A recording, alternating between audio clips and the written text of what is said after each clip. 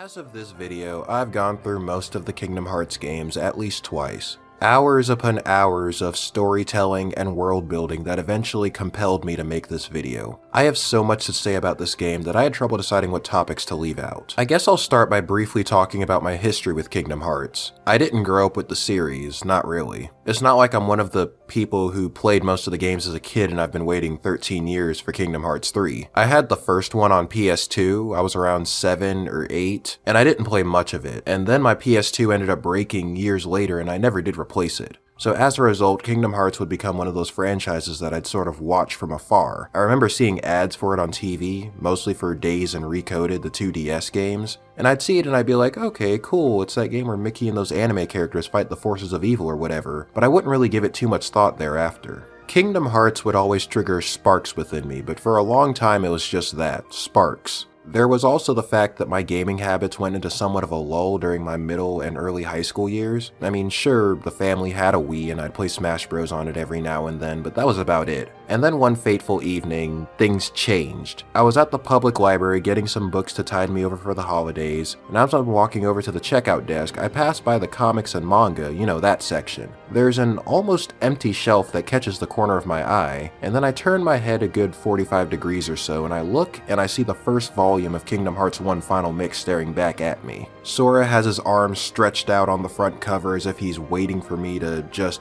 embrace the first chapter of his journey and the hot mess of a plot that came afterwards. And it was at that moment that sparks flew again, but this time they managed to land in some gasoline and they started a fire. I'm not sure what it was about that manga. I'm not sure why 8-year-old me didn't get this feeling starting the game up years ago, but at that point I was hooked. Unfortunately, the library didn't have any of the other books, but as you can imagine, I started looking into the games themselves. As I said earlier, I was kind of on a gaming hiatus during that time. I didn't have any handhelds to play the side games. I didn't have a PS3 to play the remixes that had just come out, so for the time being, all I could do was watch cutscenes and playthroughs, but I still had a lot of fun doing even just that. A crossover between Disney and Final Fantasy with some original characters thrown into the mix sounds asinine on the surface, but the fact that it took itself so seriously, especially those first few games, was what made it so charming to me. Every time I came across a new character who I didn't know much about, I'd Google them. If a plot point had me scratching my head, I'd Google it, looking for answers. If only I could absorb school information now the way I was eating up Kingdom Hearts lore back then. At this point, I had already made the decision to get back into gaming, so I started saving up for a PS4, with Kingdom Hearts 3 being the catalyst behind all of that. I saw the trailers, the game looked like it would be pretty fun. I ended up buying a PS4 and the remixes were released on the platform shortly afterward, to my great delight. So, I graduated high school that same summer and I spent nearly the entire vacation playing all the games. Fast forward to Kingdom Hearts 3's release date. Despite it being the initial reason I bought a console again in the first place, I didn't get it at launch. When Kingdom Hearts 3 came out, I was already in college, 2 weeks into yet another spring semester, and I knew that it was going to be tougher than usual. So I figured there was no point in buying it then because I probably wouldn't get a chance to play it until spring break, and maybe by then the price would have dropped a bit. Spring break was fast approaching and I finally bought the game. Red flag number 1, it was like $30 by then. And I was like, okay, damn, that was fast. You know, everyone was so excited for it, you know, was the game faulty? Was it buggy? Was there something wrong with it? You know, what happened? But I was like, oh well, it's half the price, I'm $30 richer, let me see the conclusion to the Xehanort saga. I should mention that I managed to avoid plot spoilers for Kingdom Hearts 3 up until I beat it, which was months later. I think it was like early summer. I don't use a lot of social media, so staying off of sites like Twitter wasn't that much of a challenge for me. I had a secondary account for YouTube to keep the Kingdom Hearts videos out of my recommended, and while I was pretty active on Reddit, the only sub that I followed at the time that was even remotely related to Kingdom Hearts was JRPG, so my exposure to 3 was minimal. Every now and then it might have come up in a comment thread or two, and the general response at the time was kinda like,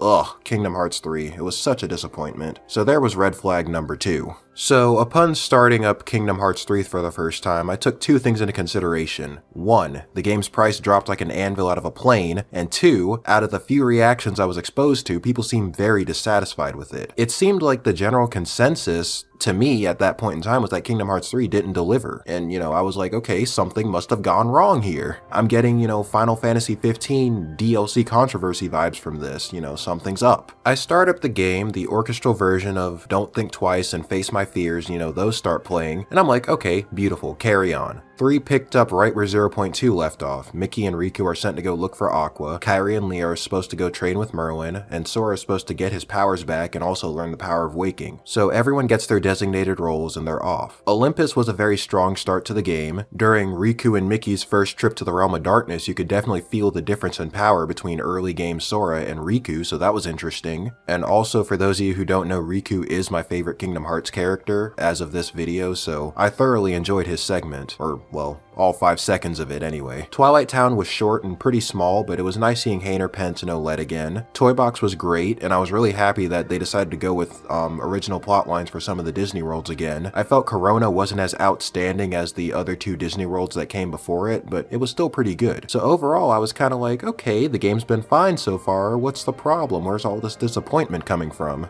Then I got to Arendelle, where all of the game's Disney-related flaws became as visible as blood on snow, and I'm kind of like, okay, yeah, I kind of get it. I can kind of see where people are having issues now.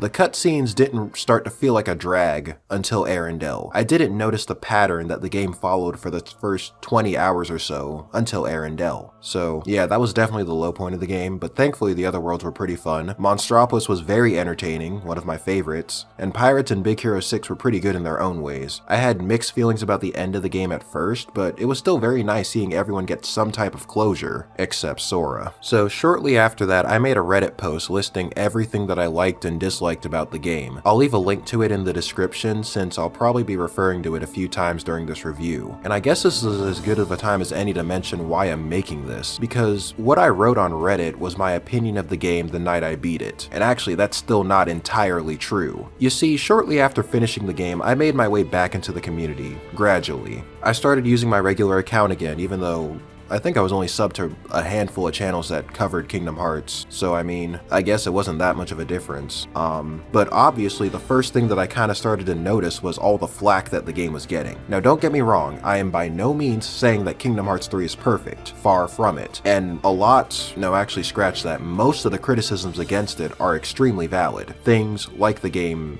having bad pacing, things like Kairi being reduced to a plot device at the last minute, things like the game being too easy before critical mode came out. But the blowback that I was seeing felt intense. You know, some people were treating this thing like it was the Fallout 76 of the Kingdom Hearts series, like it was just this giant middle finger to fans with no redeeming qualities except for the visuals, and you had to be some kind of simpleton to actually like it. It seemed to me like you couldn't say you liked something about it without also talking about 2 things you didn't like just to prove to everyone you weren't some kind of apologist. As I was playing the game, yeah, I was disappointed in some things, but I felt like overall the good outweighed the bad. But for a time I was sitting there thinking that, well, if everyone thinks the game is this bad, and I thought it was great, something must be wrong with me. And then at the time I just felt the general consensus seemed to be, okay, Kingdom Hearts 3 is a bad game, or extremely mediocre at best, and if you liked it, you're delusional, you're lying to yourself, and you're shilling for Square. And it showed when I made that Reddit post. Now, don't misunderstand what I'm trying to say. I'm not saying that I was lying about most of the things that I said there. If you look at all the stuff I said just individually, bit by bit, I meant what I said, but I definitely had a tone during that post that was contrary to how I actually felt. I tried really, really hard to sound bitter. I kind of went out of my way to highlight the bad in spite of the good, when I really wanted to do it the other way around. And I said, oh, it's got some good things, but it's not really great. And looking back, I regret doing that. And that'll be the last time I let the masses, or what seemed to be the masses at the time, influence my opinion on something as trivial as a game ever again. There were a lot of things wrong with Kingdom Hearts 3, but I loved it anyway. And keep in mind that this was before I played Critical, before the free updates came, and before Remind came out. So if you were wondering what my stance was on Kingdom Hearts 3 amidst all that chaos, there you go. It had its problems, but it was great. I still loved it. And now that the DLC is out, I can finally talk about this game without anything extra looming over the horizon.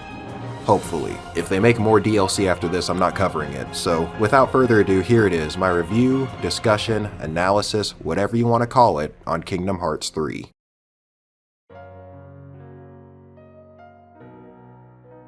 Okay, first of all, before I say anything else, Critical Mode and Remind are getting their own sections. So if there's something that I don't mention when I'm talking about what I liked or what I disliked, it's probably not because I forgot, it's probably just because it got addressed in Critical Mode or in Remind, and I'm just going to talk about it then. So As far as positives go, let me just address the elephant in the room. This game is drop dead gorgeous. The colors are bright, the characters look good, and the worlds look phenomenal. Looking closely at someone during a cutscene and, you can see the fabric on their clothes was really cool. And I was at a loss for words, when I visited the Disney worlds and I had a hard time distinguishing the Kingdom Hearts visuals from the movies. I also do like the way that the worlds are designed in the game because, while Kingdom Hearts 1 had some pretty bad platforming in my opinion, all of the worlds felt unique. And I felt like this was something they kind of dropped the ball with Kingdom Hearts 2, since a lot of the worlds there, they kind of felt like rooms. There wasn't a lot of platforming until the Cavern of Remembrance, which was added in Final Mix that wasn't even in the vanilla Kingdom Hearts 2. And this was quite strange to me. Sora was just so much more mobile that you'd think they would have taken more advantage of platforming in Kingdom Hearts 2, but I guess they didn't. To me, the worlds in 3 at least felt as unique as they did in the first game, maybe even more so. You were shrunk in the toy box, so there were a lot of unexpected things that you could use to traverse the area and fight Heartless. It felt like a better version of Wonderland from Kingdom Hearts 1. I wasn't really a big fan of the mech combat, but it was something unique that they added to Toy Box to make it, stand out from the other worlds. Arendelle had a lot of vertical movement since you spent a lot of time climbing the mountain, more on that later. The Pirates world had a little bit of everything. You could explore the islands, and most of them had, worthwhile stuff on it, treasure mostly. The ship combat was pretty fun, and you could go underwater. Underwater combat wasn't really all that to me, but hey, it was better than Kingdom Hearts 1 Atlantica for sure. And there's also the fact that Pirates World was huge, so even though I felt it did a pretty bad job at retelling the story, it gets points simply from having so much to do. San Francisco was one big sandbox basically, but all the tall buildings did kind of allow you to flow motion and air step your way around the place like a superhero. My only real complaint was that there wasn't really a lot to do. I feel like it could have had a lot of shops lining the streets, maybe some festivals or events that would have been another opportunity to implement some more mini games. It literally could have just been a bigger Twilight Town. But all that's neither here nor there. For the most part, you can definitely tell they put some care into the world design this time, is what I'm trying to say. Oh, and the worlds have NPCs now. Well, I mean, they've had NPCs before, but they're like packed with NPCs now.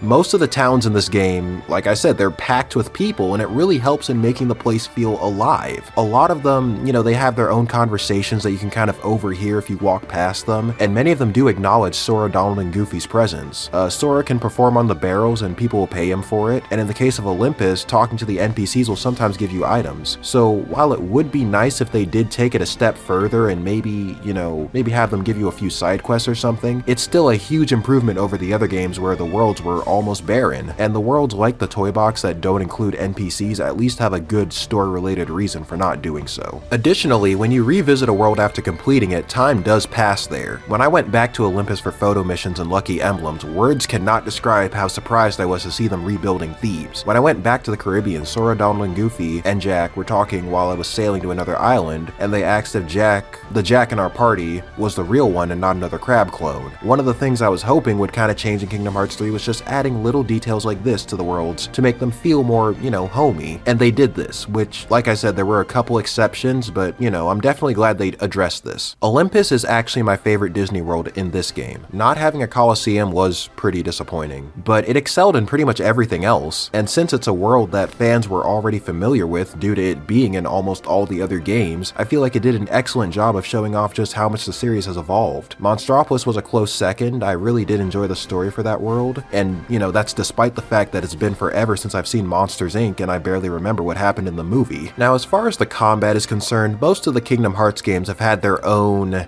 gimmick, for lack of a better term. Chain of Memories had the card system, Kingdom Hearts 2 had drive forms and team attacks, Birth by Sleep had command styles and shot locks, Dream Drop Distance had Dream Eater party members and flow motion. You get the idea. Kingdom Hearts 3 is no different in this regard. It inherits most of the finer points from the other games, and it introduces a new mechanic called the form change. Well, I don't think it's entirely correct to call form changes new because they're actually somewhat of a middle ground between drive forms and command styles. They're like command styles in the sense that Sora fills up a meter and then his attack pattern changes, but they're like drive forms in the sense that all of the transformations do have their own abilities for Sora. So, for example, Strike form turns Sora's outfit red, and it's basically Kingdom Hearts 3's version of Valor form. One of its many abilities, just like in Kingdom Hearts 2, is the fact that you can cancel your combo and skip straight to your finishing move. Guard form turns Sora's outfit yellow and it focuses on defensive abilities. It comes with once more and withstand combo automatically, and Sora can use a magical barrier to block attacks from all directions instead of his Keyblade. Of course, the only exception to this would be the counter shield because its main purpose is absorbing incoming damage with the shield itself and then bouncing it back at the enemy. Element form turns Sora's outfit blue and it's Kingdom Hearts 3's equivalent of Wisdom form. You get double jump and leaf bracer from the get-go, and it's got other abilities like MP Hastiga and Magic Galvanizer to help you cast as many spells as possible. Blitz form turns Sora's outfit green and it's got abilities focused on movement. You get glide and extra air slide HP walker, and then second form, it's limit form in all but name. It gives Sora an outfit based off of his Kingdom Hearts 2 color palette, and it's basically where you can use all of the older limit moves that he had in Kingdom Hearts 1 and 2. So you get the idea. They're activated like command styles, but they got their own abilities just like drive forms. Admittedly, I did miss dual wielding and mostly being able to stack Keyblade abilities, but form changes were still very fun to use and a welcome addition to the franchise. Well, I guess it's technically been a thing since 2 Final Mix. The Lingering Will used it, found out Terra, Aqua, and Ven could use it in Birth by Sleep. I mean, okay, it's the first time Sora gets to do it. How about that? Plus there's the fact that, you can't wield 2 Keyblades anymore, but he can change these things into literally everything else. You got Gun Sora, Bazooka Sora, Hammer Sora, Drill Sora, Yo-Yo Sora, Color Guard Sora, The Rising of Sora. The list goes on. Anyway, while we're on the topic of Keyblades, I love how you can upgrade them now. So if you have a personal favorite, you can just keep upgrading that. If you want to roleplay and use the Kingdom Key for the entire game, you can do that now without, having to handicap yourself. If you want to keep a certain key relevant because you like the transformations, you can do that. Gone are the days of saying, well, let me just equip the newest one because even though it's ugly, it's got slightly better stats than what I have now. Also, some of the items that you need to upgrade the Keyblades are found out in space, so those sneaky bastards actually found a way to make the Gummi ship exploration relevant in this game. There's also the fact that you can now equip 3 Keyblades at once and switch freely between them at any time, even in the middle of a fight. So this also means that if you activate a form change but you want to save it for later, you can switch to another Keyblade and it won't deplete the meter, which is also very cool. Kingdom Hearts 3, for me, also has the most fun magic. Elemental weaknesses are back. I don't think they ever left, but it's nice to see that they didn't forego this in Kingdom Hearts 3. I do remember dealing massive damage to Arendelle's Ice-type Heartless when I used fire. You can vaporize the Water Core Heartless shields with fire. The Flame Cores, I think they're susceptible to water and blizzard. And then I also like how magic affects the environment. So when you use fire, it actually burns the ground. Using blizzard actually freezes enemies. And if it doesn't hit anything, it leaves a trail of ice to skate on. Thunder actually does leave a lingering sort of static electricity effect on enemies. I'm not sure if that actually affects gameplay. I've never actually seen someone get paralyzed from it, but at least visually it happens. Water actually wets the ground and you can use Arrow as a makeshift launch pad. Now the thing is, this whole magic affects the environment thing is actually a two-way street, because if Sora gets burned, he'll clutch his butt for 3 seconds and be like, oh my god, oh it's hot, it's hot, it's hot. And it's a nice attention to detail, but it does get really annoying if someone burns you during a fight, and that's what ends up killing you because you can't move because, Sora's trying to put out the fire on his behind. Blizzard, if an enemy uses it, it does freeze him. So yeah, like I said, it works both ways. They also improved the shortcut menu. It's got 3 pages now, so you can map up to 12 spells, items, or summons. The quality of life changes are also pretty nice. I already mentioned being able to upgrade Keyblades, having 3 Keyblades at a time, magic, you can have all those shortcut menus, and there's also the fact, I forgot to mention this before, when you unlock a higher version of a spell, let's say you get Fire after Fire, you don't have to have Fire. They don't automatically give you the strongest one. You can go back and use your older, less powerful spells if you want to. So I'm glad they gave you that option. Bosses now have a prepare and retry option on the game over screen, so if you realize you need to change something up with your gear, you can access the menu right there instead of having to take the time, hit continue and you get put back maybe 1 room over, you adjust everything and then you gotta walk back to the fight. So the fact that you can just do that and then get straight back to the fight is pretty cool.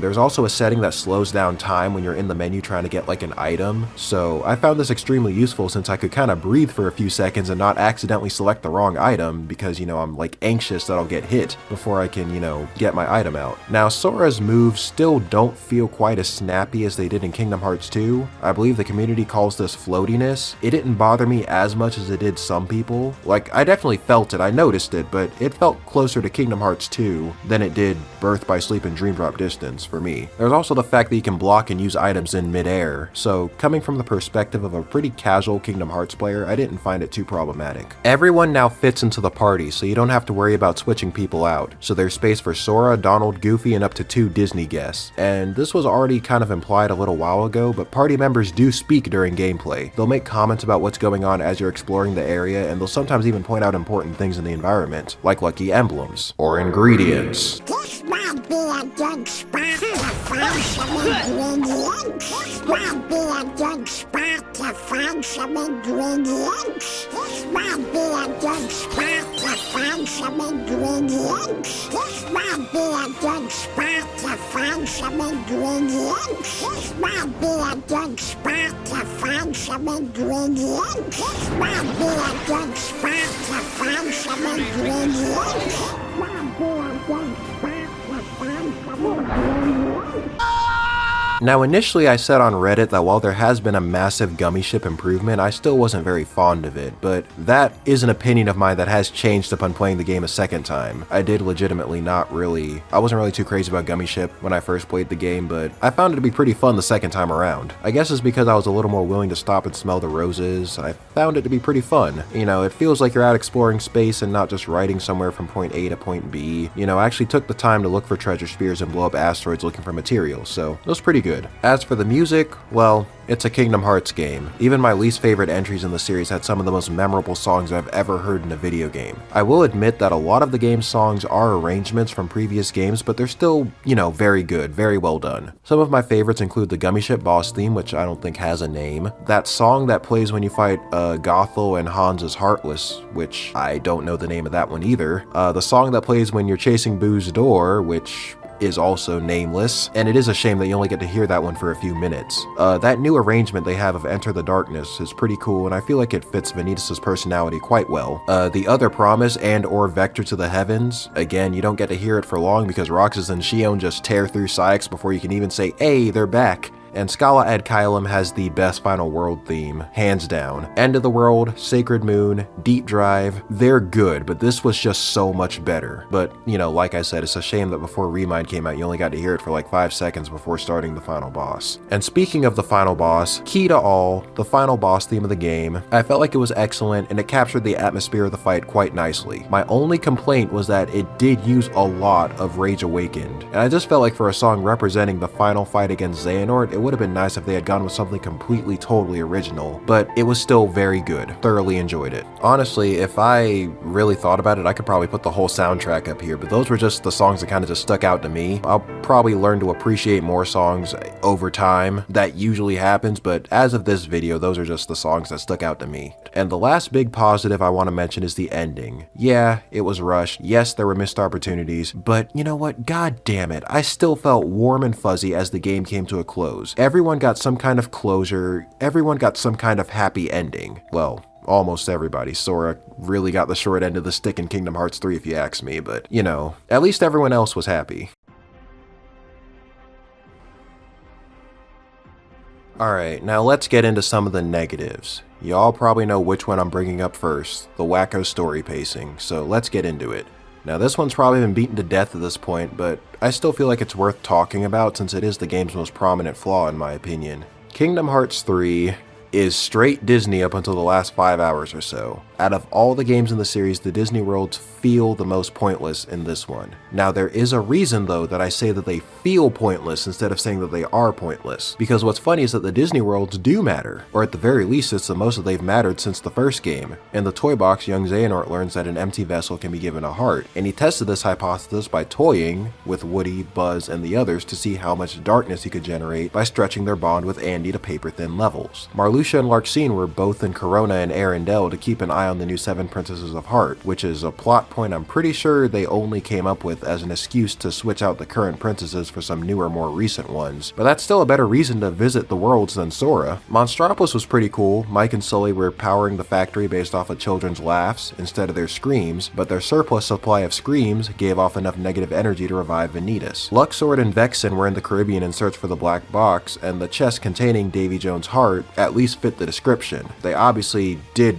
realize it wasn't the same black box they were looking for, but they had to go down there to investigate just to make sure. The Riku replica was in San Francisco messing around with the combat chip that belonged to the first Baymax. He was trying to see if it was really possible to reconstruct a heart from data. To accomplish this, he had Sora, Donald, Goofy, and Big Hero 6 fight a special type of digital Heartless, which Fred ended up dubbing the Dark Cubes, in order to gather data. These things actually look exactly like the bug blocks from Recoded, and I'm surprised they didn't use this opportunity to give Recoded some added relevance. Not that I'm complaining about that, mind you. I just found it interesting that they didn't do that. I think I've made my point though. For the most part, the villains have very good reasons for going to the Disney worlds, mostly because they're looking for replicas to finish filling their ranks. But the problem is the fact that these events barely affect Sora, Donald, and Goofy. They were floating around in this figurative bubble for the first 20 hours of the game or so, and unlike most of the games that have featured, Sora, Donald, and Goofy, everything related to the original Kingdom Hearts plot happened around them and not to them. Everyone else was doing something interesting, presumably. Kairi and Lee were training in the Kingdom Hearts equivalent of the hyperbolic time chamber. To this day, I still have no idea why they didn't throw Sora in there for the tutorial section. It would have made sense since he had a goal of,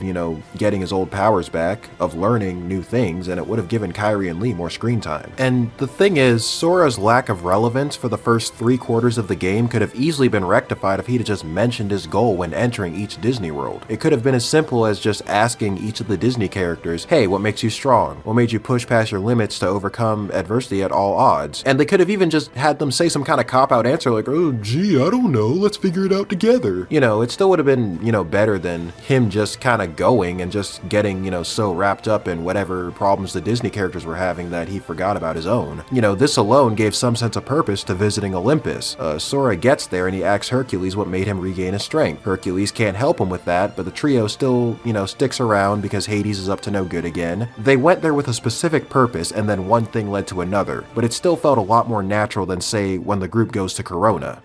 Why do you think we came here? Got me, Donald. We'll figure it out as we go. Okay. I'm sure we were brought to this world for some good reason, but can't we sweat it later?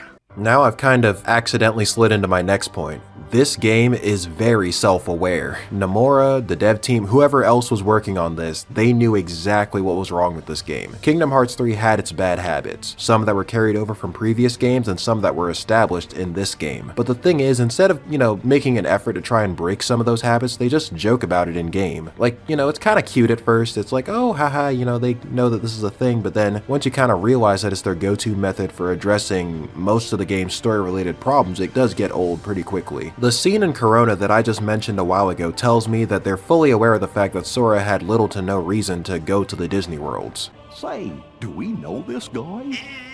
We haven't ever met in the flesh. I am Vanitas. Oh, this is the part where you spout some mumbo-jumbo and disappear, right?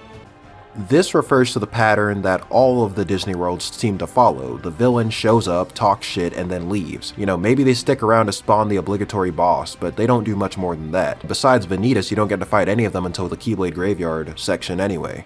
We should go to the Realm of Darkness! No way! You can't go there until you get the power of waking. But come on! We have to do something! If we don't act, the organization's gonna win! Oh. Sora, do you even know how to get to the Realm of Darkness?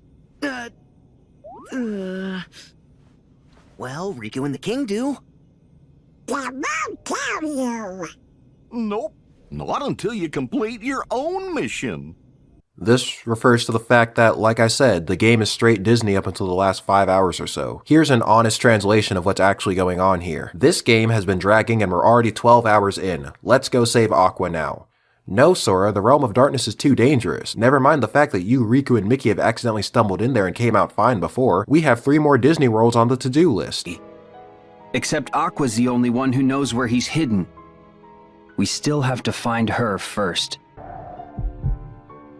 I'll go. What? Is that wise? You need the power of waking, Sora. Do you have it? No. Probably not. Without that power, you are not ready to face the realm of darkness. Come on! What's so funny? Sorry. Master Yen Sid knows you a little too well. He said you'd try to stage a half-baked rescue.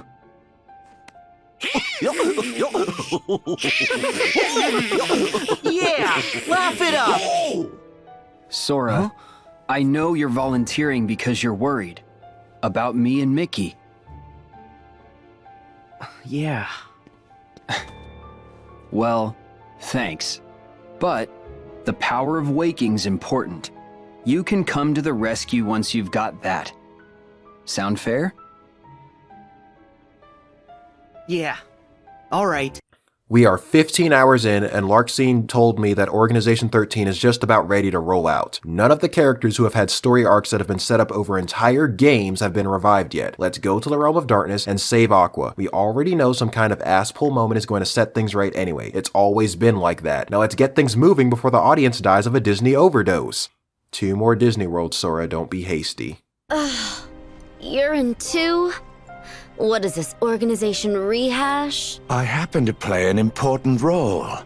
No one benched me. This refers to the fact that at least half of the true Organization 13 are returning members from before, despite Xemnas clearly saying, most of the original members we had chosen for the organization were inadequate. You know, there was a time when I thought that they were just gonna fill the remaining spots with original characters. But, you know, it turns out that the true Organization 13 is simply just composed of the villains who weren't already part of the original organization, and then I think about 8 of the original Organization 13 members end up returning. What, you had Larxene, Marluxia, Luxord, Demyx, Vexen, Xigbar. I know I'm missing somebody. Oh yeah, Xemnas, I can't believe I forgot the leader, and Saïx. 9 if you want to count Xion. Now, Xigbar, Luxord, and Saïx coming back, I can understand. Xemnas, well obviously he was the main villain of Kingdom Hearts 2, obviously he'd be coming back. But, you know, Demyx, Marluxia, Larxene, you know, Demyx was the laziest member, and Marluxia and Larxene were both, you know, they were both traitors through and through. You know, Larxene even joked about pulling another coup during that same scene.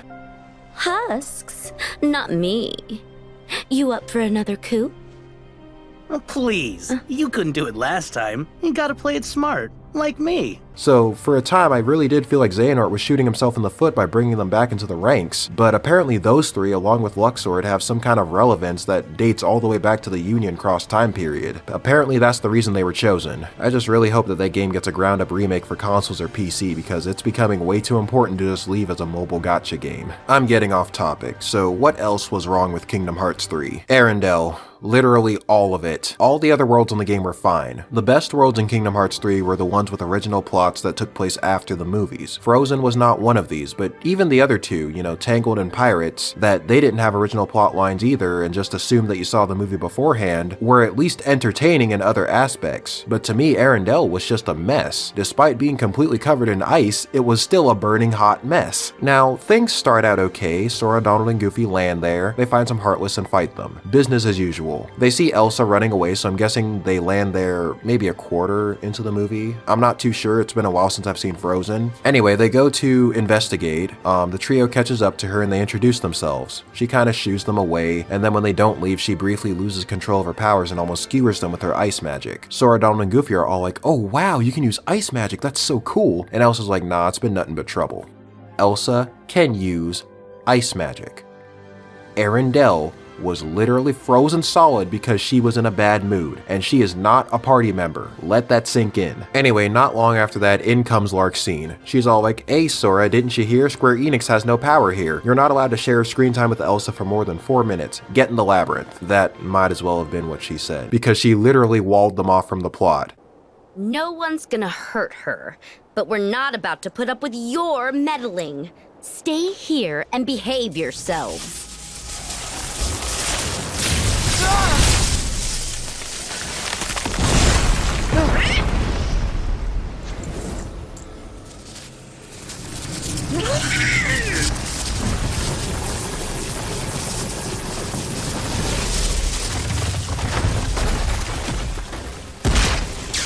Wait! The ice!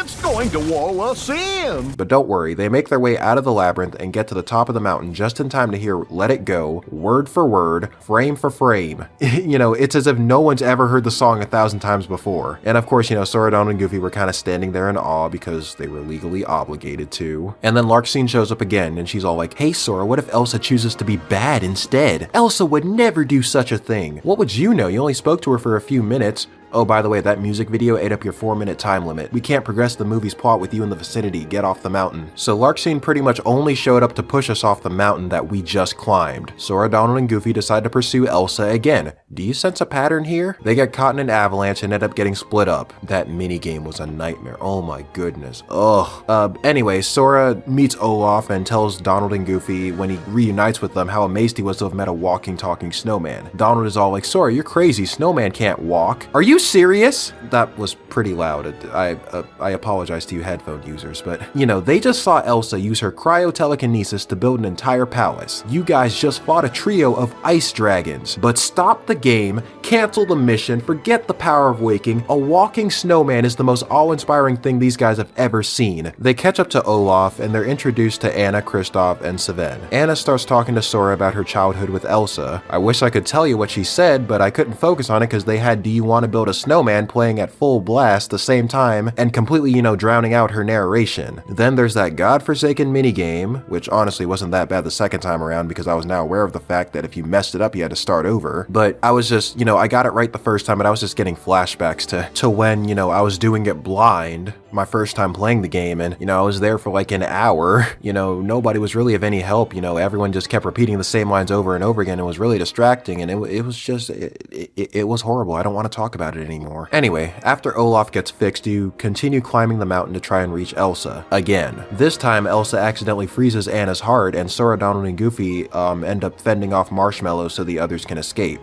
During the fight, they get knocked off the mountain again.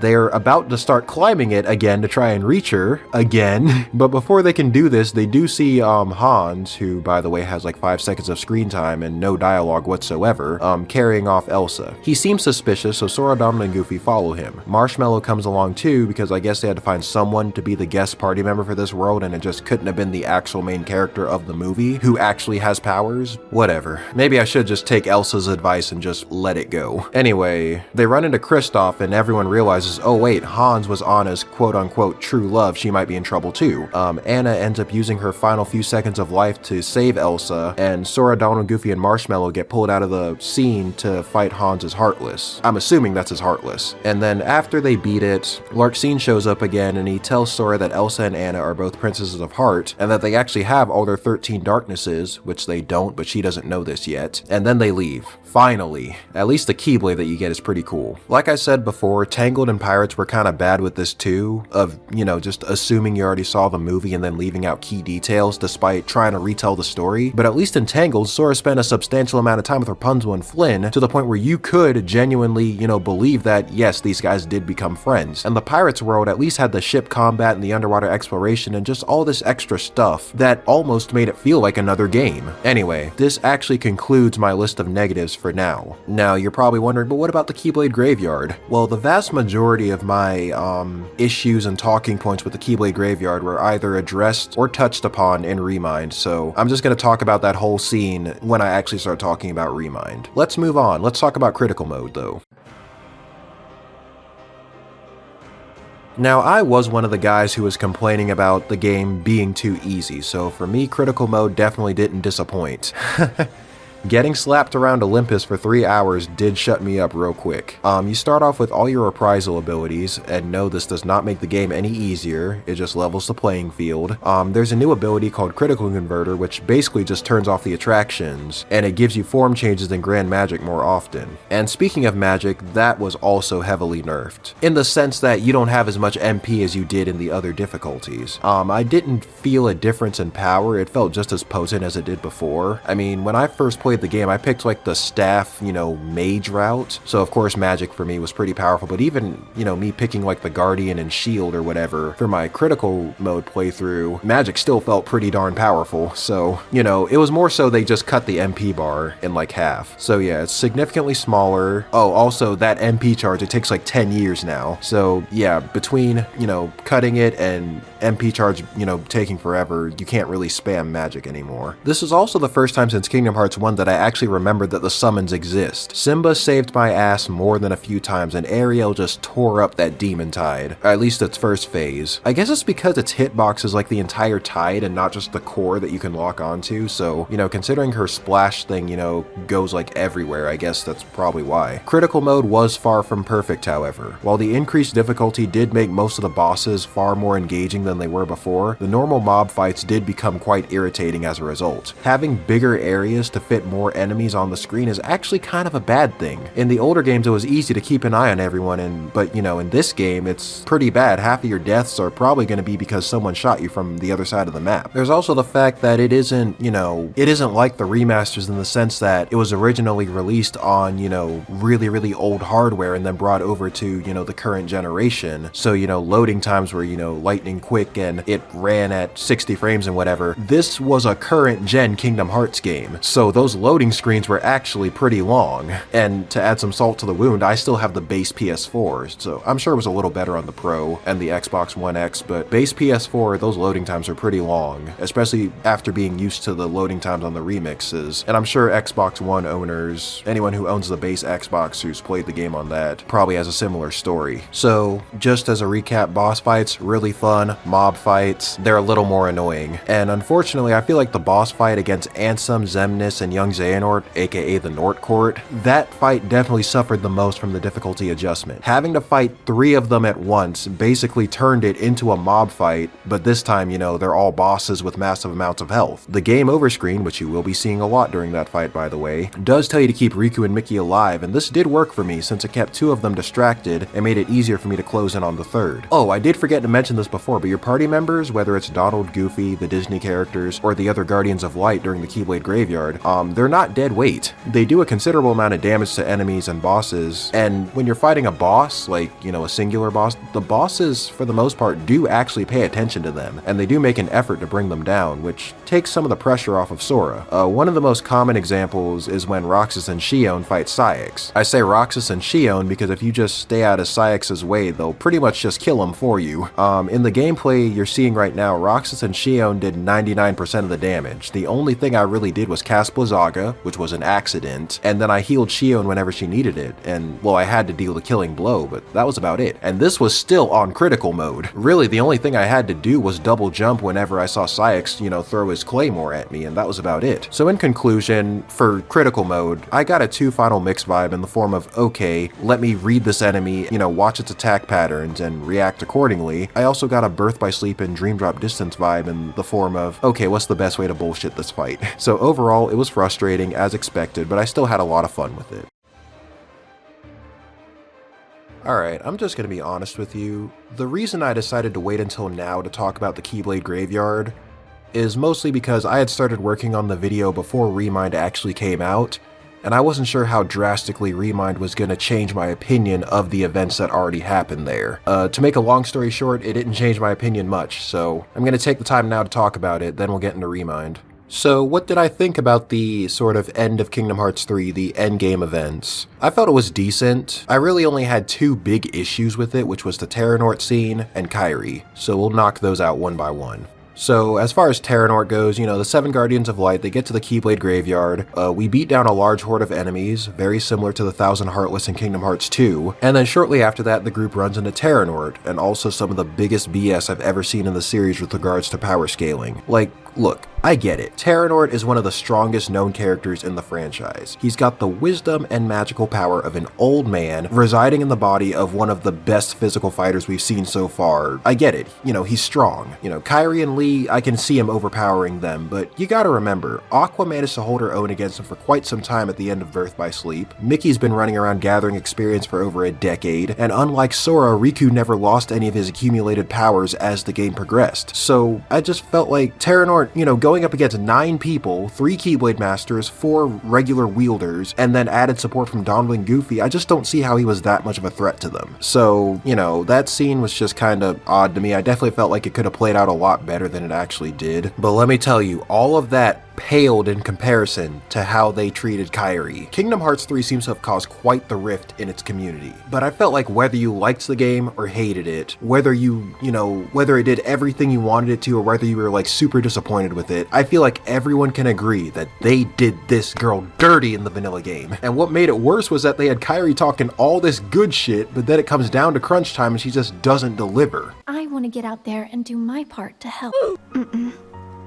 Let me keep you safe.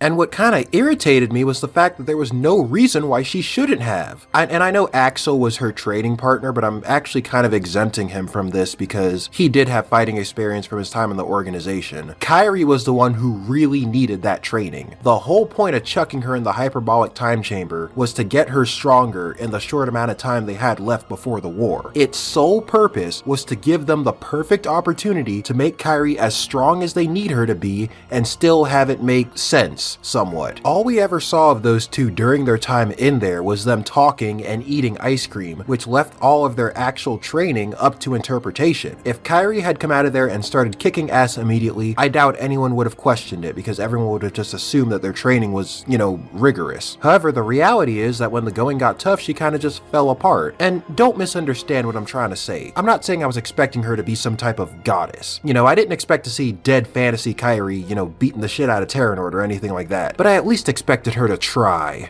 Dodge roll out of Terranort's way, try and block his swing. If he breaks your guard and pummels you afterwards, so be it, but at least struggle. You do see her, briefly holding her own against Shion before Sora arrives, so she did have some fighting experience, but her interaction with Xemnas shortly afterwards was pretty bad. He kind of just grabs her once and she just dissolves. Like a wet piece of toilet paper, she just dissolves. Then comes the icing on the shit cake. After Sora, Riku, and Mickey finish cleaning up the Nort court, Xehanort just pulls out Kairi and kills her. Straight up just whacks her on the back and she just shatters. And it's not even that he killed her, it's what he said before he did that. You require motivation. They made it pretty clear that they only did this because they needed a reason to make Sora angry. And honestly, if that was what they were going for, if they really needed to kill someone off just to make Sora's final clash with Xehanort more personal, then it should have been Riku.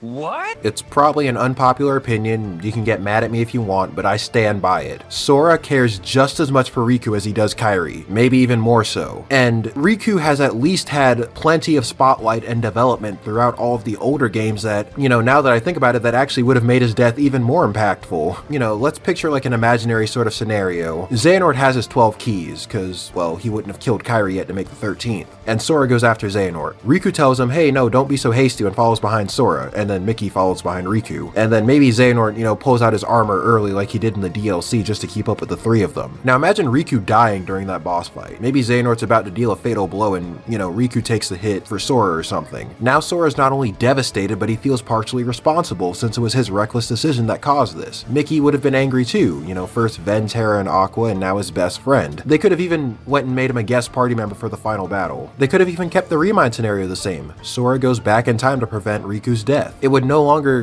just have been, well, Kairi keeps getting away from me, I'm gonna bring her back. It'd be more along the lines of, I gotta set this right because it's kind of my fault Riku's gone. Look, I don't know. Choosing to kill off Kairi though, who didn't get to do much to begin with, just rubbed me the wrong way. It felt unfair. Like I said though, aside from a few power scaling issues here and there and how they treated Kairi, I was overall pretty satisfied with Keyblade Graveyard as a whole. A lot of people disliked the group fights since it was a sign of them running out of time, and they're probably right, but I did think it was pretty cool nonetheless. It made the whole experience feel more like an actual war. It was kinda weird, I'll admit, seeing a lot of the villains sort of soften up as Sora dealt the killing blow. Like they were trying to kill him 5 seconds ago, but now they're congratulating him. It was still touching though. Luxord gives Sora some kind of wild card, which I still have no idea what that even is. Marluxia, telling Sora he's able to feel again. Sayax just coming clean at admitting that he was jealous of Axel and that's why he was so antagonistic towards the Sea Salt trio. Even Ansem and Xemnas get their moments. Xemnas admits that he shouldn't have disregarded the other organization members to the extent he did, and Ansem straight up tells Riku that he's stronger than his own darkness, so like I said, strange but touching. Props to these two for staying in character though. With few exceptions here and there, my issue wasn't necessarily what happened in Kingdom Hearts 3, it was more so just the order in which everything happened because of the wonky pacing, which I already touched upon earlier. A lot of people say that Kingdom Hearts 3 didn't feel conclusive, which, if it didn't feel that way to you, I mean, I'm not really saying I'm here to change your mind, but it definitely felt conclusive to me. It tied up most of the plot threads directly related to the Xehanort saga. Riku Replica kept his promise to Naminé, we finally got to see the Sea Salt and Wayfinder trios reunite again, Xehanort's dead now, and the rest of his true Organization 13 either got recompleted, went back to the past, or switched sides. Really, the only thing I feel like they didn't wrap up was explaining in greater detail how they brought Shion back. And like I said when talking about the positives, everyone except Sora got a happy ending. Anything that was left open-ended, like the black box, this girl who was apparently friends with Isa and Lee, Xigbar being Lushu, the Foretellers coming back, and this whole thing about Yozora in the DLC, it all seems to be related to the Key Saga. Square confirmed from very early on that Kingdom Hearts 3 would not be the last Kingdom Hearts game. 3 served its purpose. Darkseeker Saga is over, but they left enough dangling plot threads to continue the story.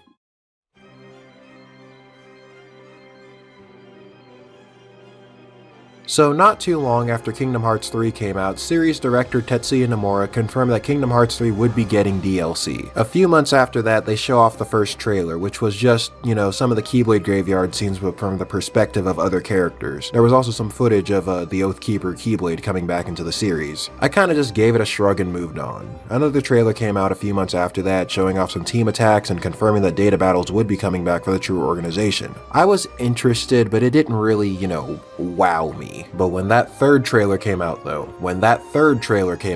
they had my attention. The Final Fantasy characters were back, there was some more data battle footage, you had all the Guardians of Light teaming up against the Xehanort clones, Kairi was playable, there was an implied secret boss fight with Yozora. Did I mention Kairi was playable? This was the trailer that did it. This was when everyone really kinda got excited for Remind. Even people who were initially pretty disappointed with 3 were kinda turning their heads and wondering what all the fuss was about. Remind had everyone's attention, it seemed. And then Square dropped the bombshell.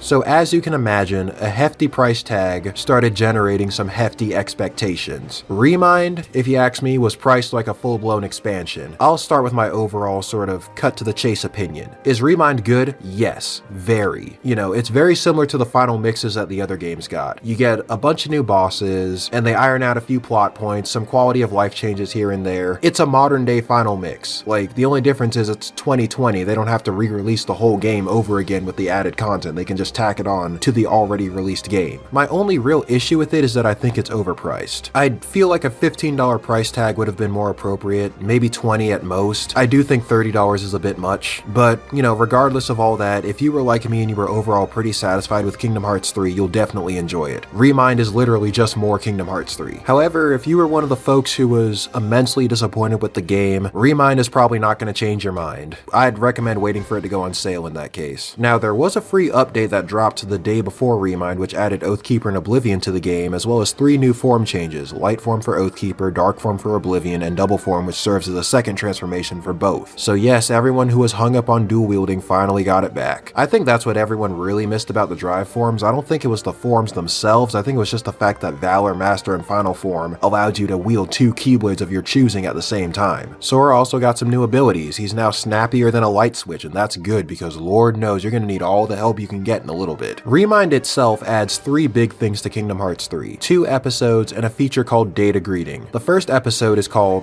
Remind. It's named after the DLC itself. Sora basically goes back in time to change the events of the Keyblade graveyard so Kairi doesn't die in the end. So they kind of changed the base game's ending, but not really. Like, the DLC ending is sort of the true ending of the game, but the vanilla ending is still canon, it still happens at the same time, and it still needed to happen for Remind's ending to happen.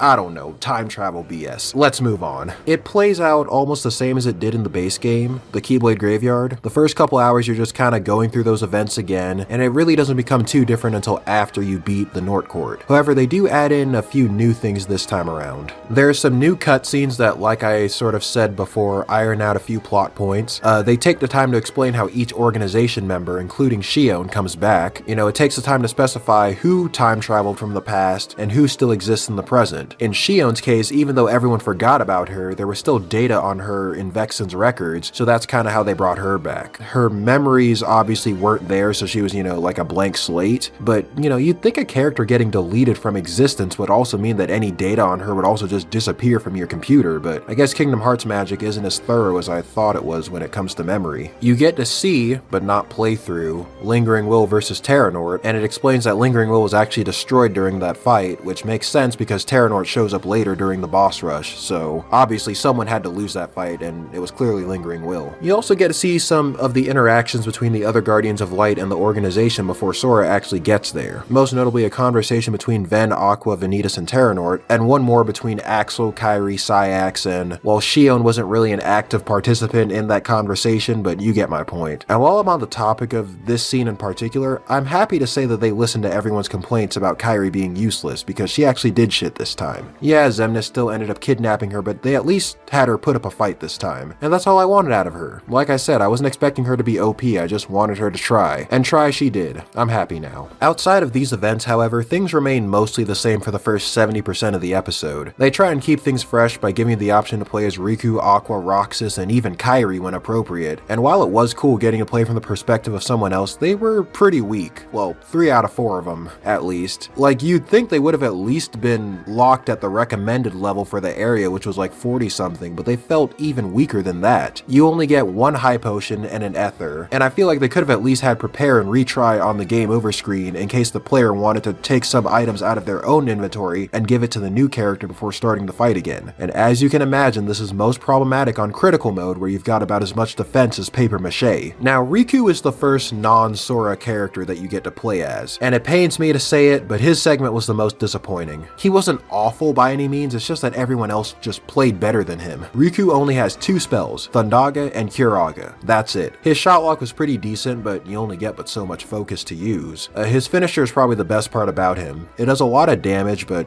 I mean, it's a finisher. How often you get it is going to depend on how much you hit the enemy, and I feel like Dark Riku and Xigbar are bosses that you really have to play defensively against. Like I said at the beginning, Riku is my favorite character, so I still enjoyed the fight, but he definitely felt like he was the most handicapped out of the bunch. You don't get the option to play as Mickey against Marluxia and Larxene, so that ends up playing out exactly the same. In the base game, they gave you the option of either helping out Kairi and Lee against Sayax, or Aqua and Ven against Vanitas and Terranort, but this time around they actually force you into the latter scenario, since Sora from the future was actually residing within Terra. As I implied before, you do get the option to play as Aqua. Now, Aqua was better. She had her 4 spells to work with, and the same Prism range shot lock that she's had since Birth by Sleep, and I mean, if it ain't broke, don't fix it. Roxas was bittersweet. He was very powerful, and his combos were very satisfying to pull off, but I was playing on critical, against Xemnas and Sayax, at the same time. Like I said, on critical mode, you might as well be made of paper. If an enemy looks at you the wrong way, you're already down to 1 HP. Sayax leaving shockwaves all over the field when he went berserk meant the only way I could survive the fight was to block, counter, maybe tap him once or twice with the normal attack, used his finisher on him, used the team attack if that came up, rinse and repeat. Deviating from that pattern even a little bit usually ended up killing me, and it just really sucked the fun out of being able to play as Roxas again. The Seathal team attack was great though, best in the game in my opinion. The Nort Court was left unchanged. I feel like they really should have at least given you the option to play as Riku if you wanted, but frankly that fight was so annoying that I personally wouldn't dare do it as anyone but Sora anyway. Kairi gets Krillined again, and this is where the story really starts to deviate from the base game. After Kairi quote-unquote dies, Sora from the future waits for past Sora to transport Xehanort to Scala Ed Kylum, and follows Xehanort through the portal to try and save Kairi before Sora from the past gets there himself. Because it turns out that when Xehanort struck Kairi, he didn't actually kill her. He made it seem that way to motivate Sora, but her heart actually broke into several pieces that he scattered all over Scala. Now I'm assuming that by the time Sora, Donald, and Goofy reach him, she was already dead, but apparently she didn't die immediately. So Sora from the future went to restore her before the final boss. Explorable Scala was okay. There really wasn't that much to do besides collect the pieces of Kairi's heart and fight the enemies, but the place does look like a nice vacation spot, so yeah, there's that. Maybe we'll see more of it in future games. Anyway, while Sora is busy doing this, the other Keyblade wielders are holding off the Xehanort clones, so yeah, they weren't sitting down there twiddling their thumbs while Sora fought the final boss. They actually had their own fight going on back at the graveyard. Now, the group fight against the Xehanort clones was fantastic. I was really worried that it would either be really awkward awkward playing as everyone at the same time, or that because you had control over everyone they'd make the fight overly cinematic, but they managed to find a good medium between the two. Jumping from one character to the next felt very smooth and natural, but they managed to include, enough input from the player to make it feel like a playable fight. Everyone shares one giant HP bar. Riku, Terra, Ven, Axel, and Roxas were sort of the forwards of the team. They dealt all the melee damage. Meanwhile, Mickey, Aqua, and Shion were the defense. You had to have them cast Reflect when necessary, which means that you were actually required to watch each clone closely and discern when to reflect and when to attack, and it was also nice hearing the conversations between everyone as the fight was going on. My favorite definitely being, Roxas and Ven's, Ven's all like, hey Roxas, you're not half bad, and Roxas is all like, yeah, you're not too bad yourself. That was really nice. The entire group worked as one unit, and it was glorious. So yes, Axel, I completely agree with you. Not bad for an on-the-fly team. Not bad at all. So the Guardians fend off the clones for a while, but the Norts do manage to break through their Reflect spell, and the impact sends all of them flying in different directions and through different portals, essentially kicking everyone out of the fight except Mickey. Now, I've always had mixed feelings about Mickey as a character. He's someone that I really wanted to like when he first appeared at the end of Kingdom Hearts 1, but they just never gave him enough spotlight. On top of that, everyone kind of memes on the fact that he let Aqua simmer in the Realm of Darkness for 10 years before finally attempting a rescue mission, which I know wasn't entirely the case. Like, I'm sure he wasn't intentionally doing it to be an ass, but it just kind of comes across that way because this is the story that Nomura is clearly making up as he goes along. So by the time he made the prequel, there was already plenty of established lore in the other games, and it kind of felt like everyone's lives just sort of slowed to a crawl during the 10-year gap between Birth by Sleep and Kingdom Hearts 1. I feel like in-universe, between his duties as both a king and a Keyblade master, it probably just took him that long to find a way in. Anyway, none of that matters because this next scene right here redeemed him in my eyes. Everyone else was out of the action, but Mickey persevered. He carried the team right through that sticky situation. When I got to this part for the first time, my heart just melted. It was great. I was kind of at a loss for words. Second best moment in the entire DLC. Well, hold on a second. If that was the second best moment, then what was the best moment? Beating armored Xehanort's face in with Kairi. Duh. This was hands down the best part of the Remind section. Kairi was kind of a glass cannon, especially on critical. She could dish out quite a bit of damage and she had access to the higher tier spells, which makes sense, she was training with Merlin, but she was very fragile when it came to taking damage herself, and yeah, okay, that sounds about right. Her strike raid move was godly though. Xehanort could have been 3 miles away and Kairi still would have warp striked over to him, so this made distance a non-issue during the fight. Her shot lock was pretty cool, and her finisher was a pretty nice reference to Sonic Blade. The whole fight just felt really good.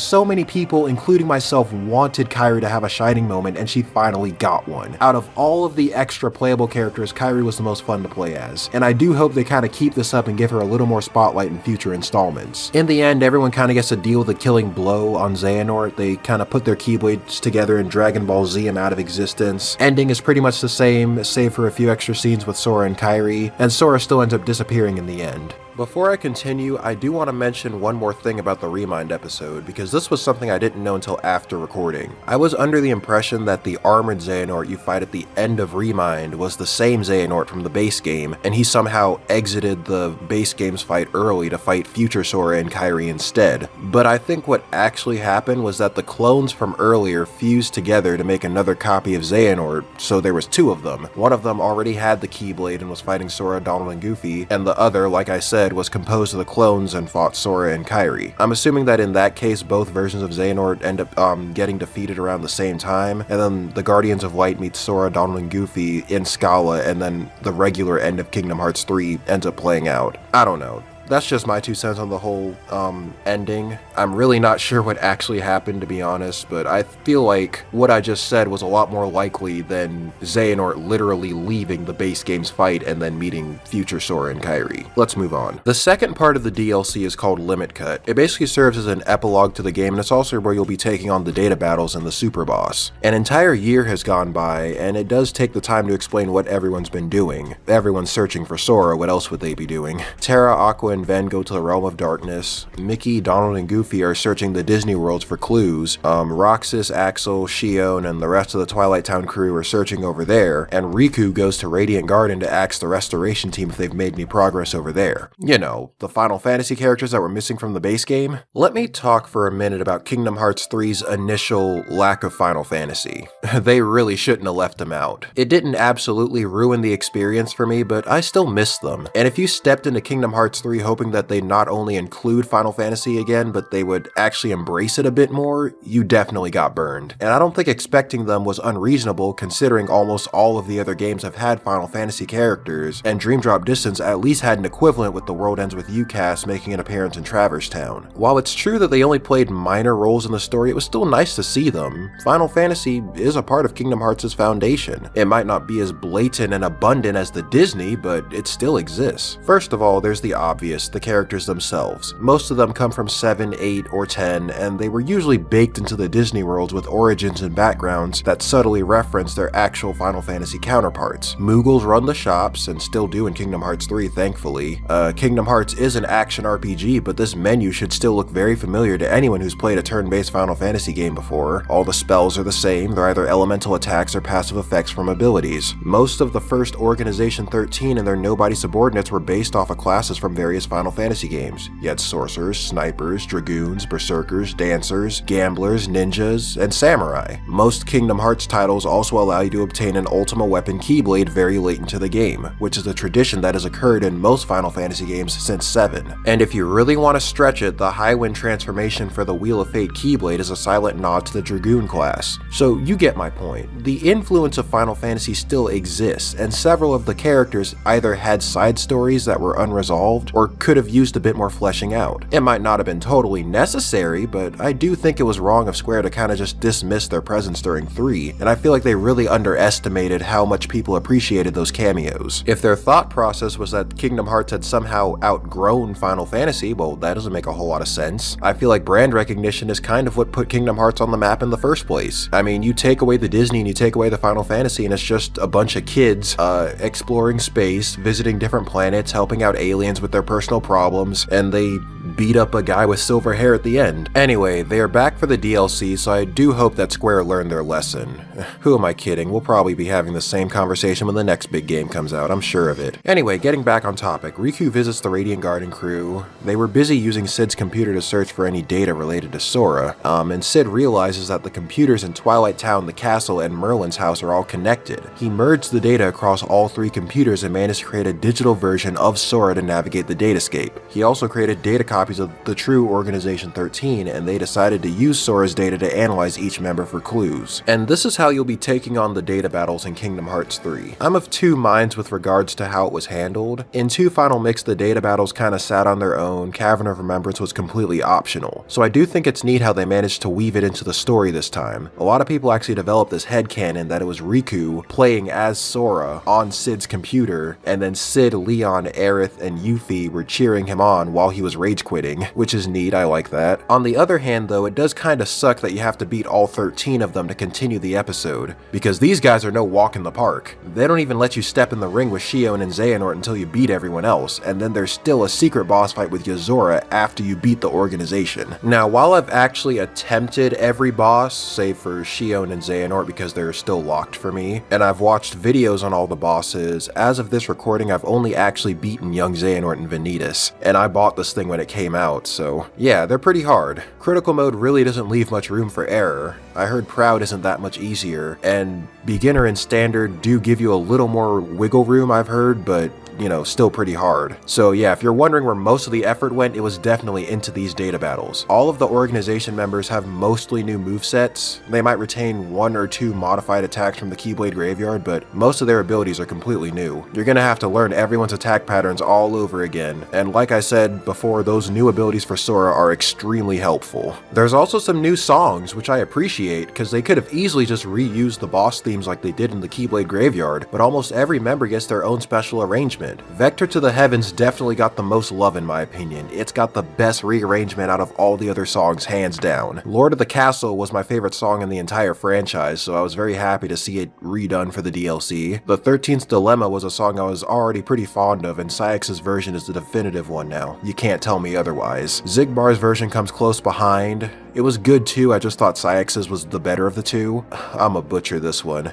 L'Eminenza Oscura? I don't know. Anthem's theme from Dream Drop Distance, the one with the fancy Italian name? Yeah, it's really good. And those were just my top 5. Xemnas' theme would be 6, Xehanort's would be 7, both versions of 13th Struggle would be 8 and 9, the list goes on. I honestly should just give all of them top spots because they're all just that amazing. Anyway, the third big feature of Remind is called Data Greeting. Basically, you can play around with most of the characters and make your own pictures. I was actually pleasantly surprised with the amount of creative freedom they gave you with this. Most of the characters have a generous amount of poses. You can give Sora whatever kind of Keyblade he had in Kingdom Hearts 3, along with all the form changes for it. You can even add in items like light sources, auras, and magical projectiles to recreate fight scenes, or, you know, bring your Kingdom Hearts meme fantasies to life like most of us have been doing. Really, the only thing I feel like it's missing, besides like not including past versions of the other characters, like, I feel like they could have at least gave you Kingdom Hearts 2 Riku and Kingdom Hearts 1 Sora, since they do have like next-gen character models of them, but oh well.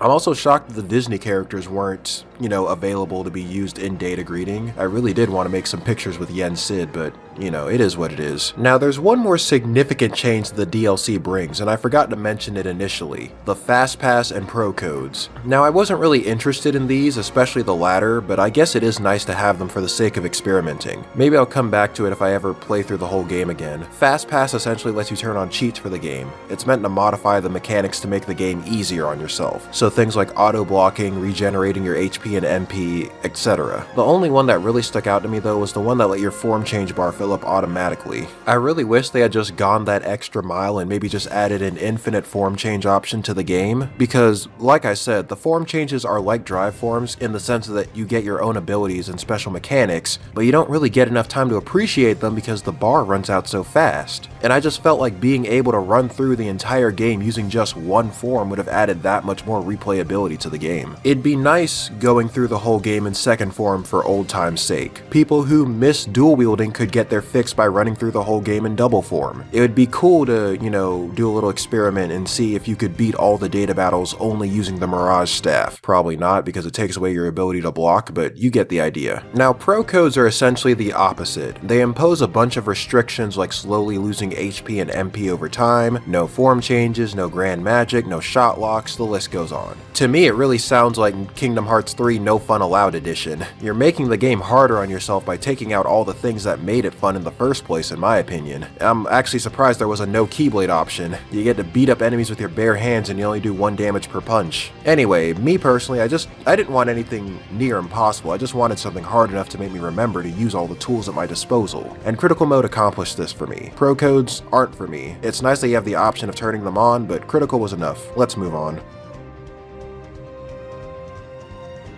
I had a feeling this video was going to be long, but I had no idea it was going to be this long. We're almost done though, hang in there. Kingdom Hearts was quite the trip. A series spawning multiple entries that all matter to the overarching plot is a method of storytelling that not too many games opt for these days. And I completely understand why. They want each new entry to be as accessible as possible to newcomers while alluding to older games just enough to reward the people that did keep up with the series. I get it. From a marketing standpoint, that makes sense. But seeing Kingdom Hearts going the dreaded every game matters route, where each new entry builds on the last, was different, and whether this affects the series for better or worse is debatable, but I enjoyed it. Kingdom Hearts is one big, tall, rickety tower, and each new game adds a few new floors. The only other series I can think of that seems to do this is Trails, which I haven't played. They're on my to-do list, I just haven't gotten around to it. Kingdom Hearts, in a vacuum, isn't anything too spectacular. The story is honestly a hot mess mess, and after Dream Drop Distance I kinda stopped taking it seriously. Hell, I don't even think it takes itself seriously anymore. I'm actually a bit worried for the future of the series. I kinda feel like Union Cross is eating this franchise alive. Like I said before, some of the plot points they've been dropping as of late seem way too important to just leave in a mobile game. And you might be sitting here wondering, what's your deal with mobile games? Are you allergic to them or something? It's not really the game being on phones in and of itself that bothers me. It's the fact that the experience feels so hampered by the aggressive monetization that mobile games are infamous for. And before you accuse me of not trying the game before I judge it, I endured almost 700 missions before I said, nah, this ain't it, chief, I'm out. Then there's the fact that they can't even be bothered to make Project Xehanort its own thing. Or that's how it seems at least. Like, we already knew it was going to be on mobile, red flag number 1. Then you see Dark Road etched up beneath the Union Cross logo.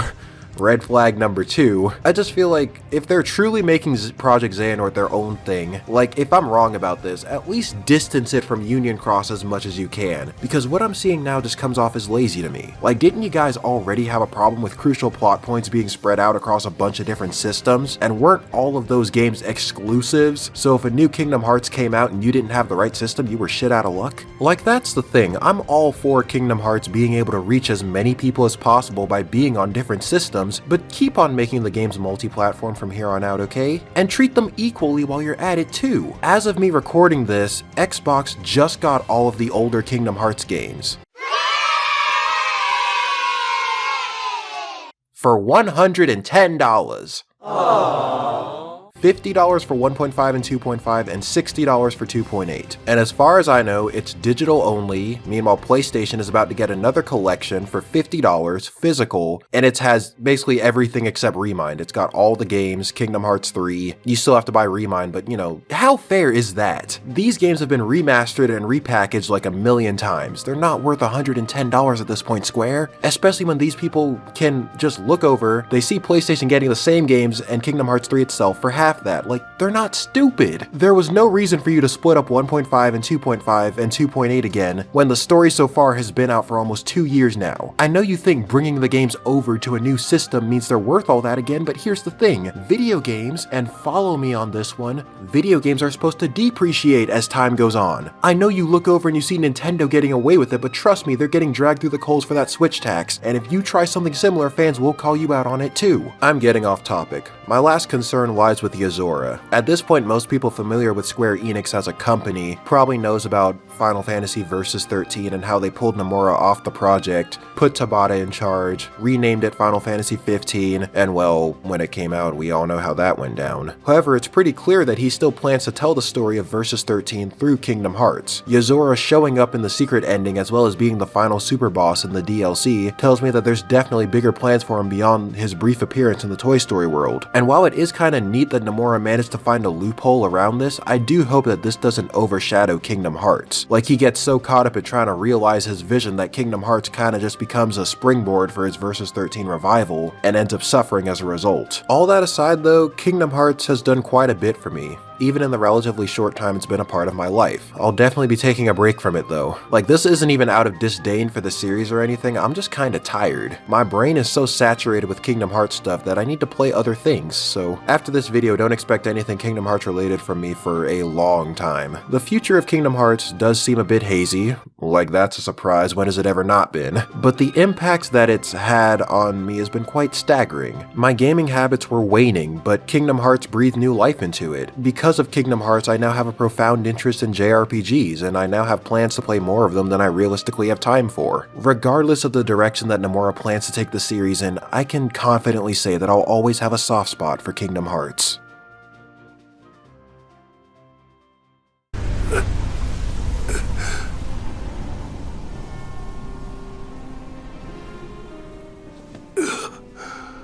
Ansem.